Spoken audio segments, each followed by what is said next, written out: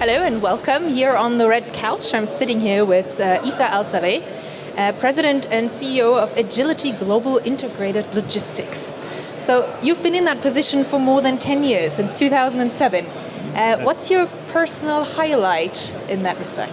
Well, I mean, it's been a great 10 years, plus I've been 12 years as the CEO of the business.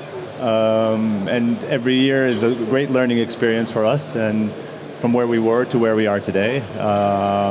Starting out with a small company operation in the Middle East and growing to doing lots of acquisitions and integrating them into one global platform. So what it takes is a mindset of being humble along the way. Number one. Number two, it takes agility because there's a lot of new things to work through. And the mindset of trying to continuously be better. And that's where the journey, that personal journey and the company journey that we've been through.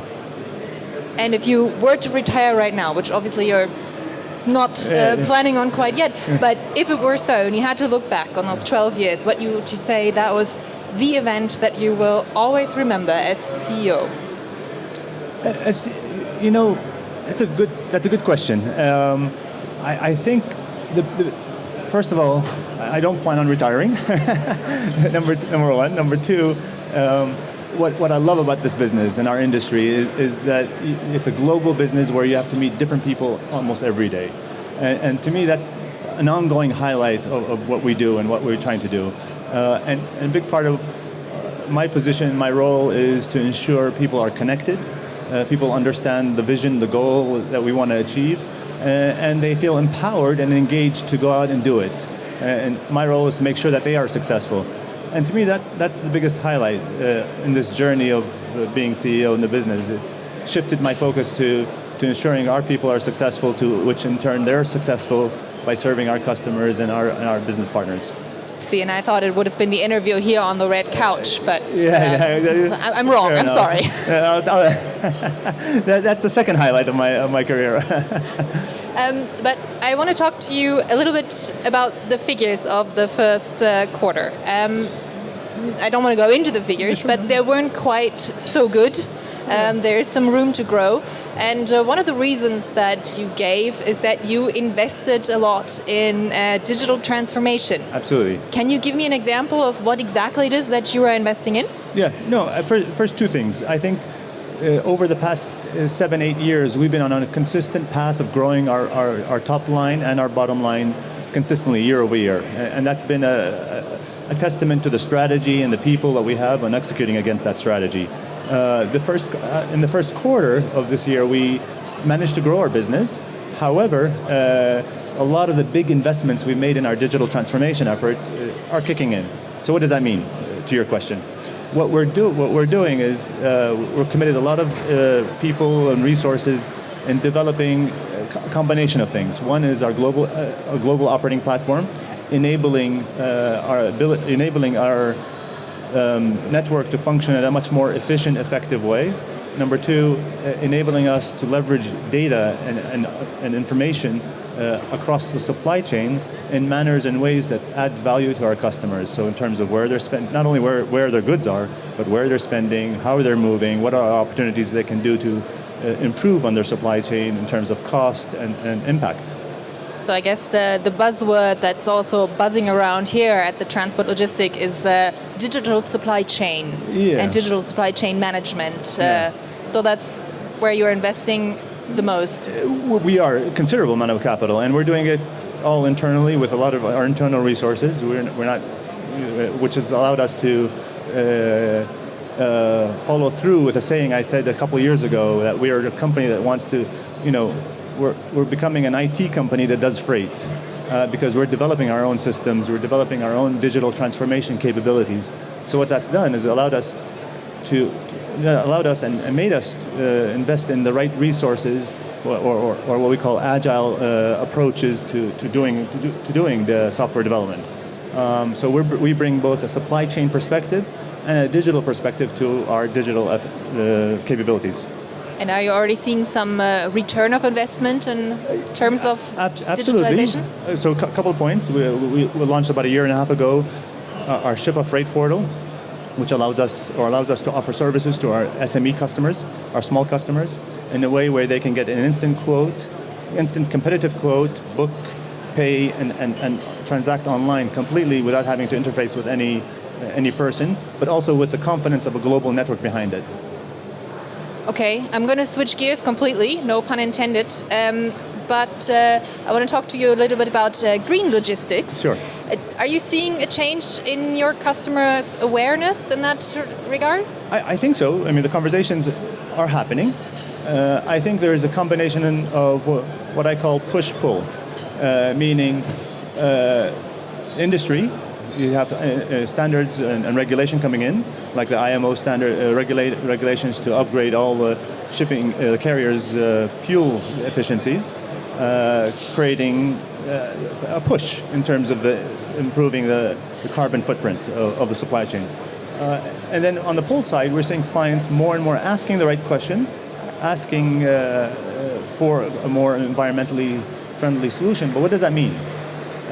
What it means is that you try to reduce your cost, because what drives cost is activity, moving cargo, and that creates a higher carbon footprint.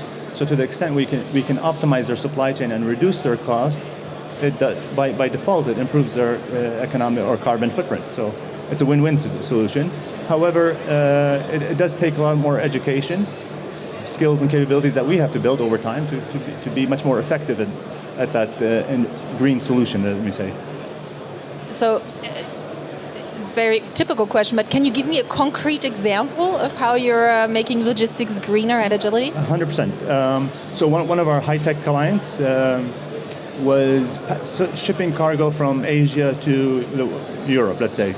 And in doing so, because of how they designed their packaging and manufactured product, a certain amount of cargo required two plane rides to get to the final destination, given the volume they had. But through our engagement and interaction with them, we were able to redesign how they packaged it and do that for them, and then load the cargo on one plane load, let's say, as opposed to two plane loads. So that reduced costs for them because it had less transportation, and in turn reduced the carbon footprint. So that's kind of one real concrete example of how we do things. Another example we're doing is we've invested in a business that helps our trucking fleet become much more efficient through this technology that allows our trucks to save on fuel and by using some combination of electricity to combine with the fuel consumption that they do. So that's another example of areas where we're applying economic or environmentally friendly solutions to our clients. Do you have another ace up your sleeve that you're going to roll out anytime soon? I think one area that's one of the new areas we haven't gone out with is we're developing an application where we can use it internally amongst our supply chain consultants who provide different kinds of input into it and allows our supply chain consultants to offer solutions based on what carbon footprint and carbon impact the client will what carbon impact each solution will provide. So we provide choice to our clients in designing and choosing which supply chain solution they want.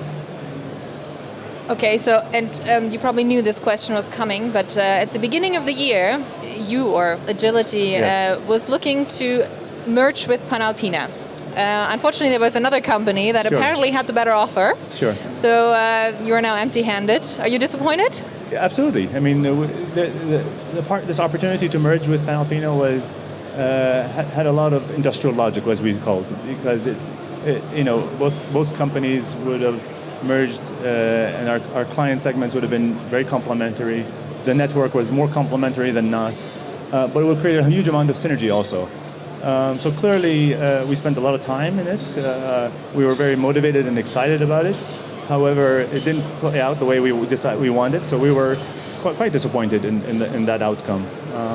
But nevertheless, as I probably said many years ago, we were kind of shying away from M&A activity given the previous M&As we had done.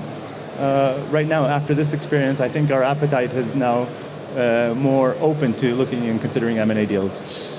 And what exactly are you looking at? I mean, in what direction are you looking? I think if you look at our company, our industry, it's a scale-driven, commoditized industry, meaning the more volume you can put in terms of air freight, ocean freight volume you can put on the network while maintaining your costs, the better it is for our customers, our shareholders, and the bottom line. So that's what we're kind of looking for, companies that can help us add volume to our network. Okay, well, I would say here at the Transport Logistics, you have your pick, I wanted to say. Maybe not your pick, but you definitely can go window shopping here and maybe get some ideas. Speed dating, let's call it. Or speed dating, exactly. Well, thank you so much. No, thank you. I hope you have a wonderful last 2 days here at the trade show. No, thank you very much for the opportunity. Appreciate it.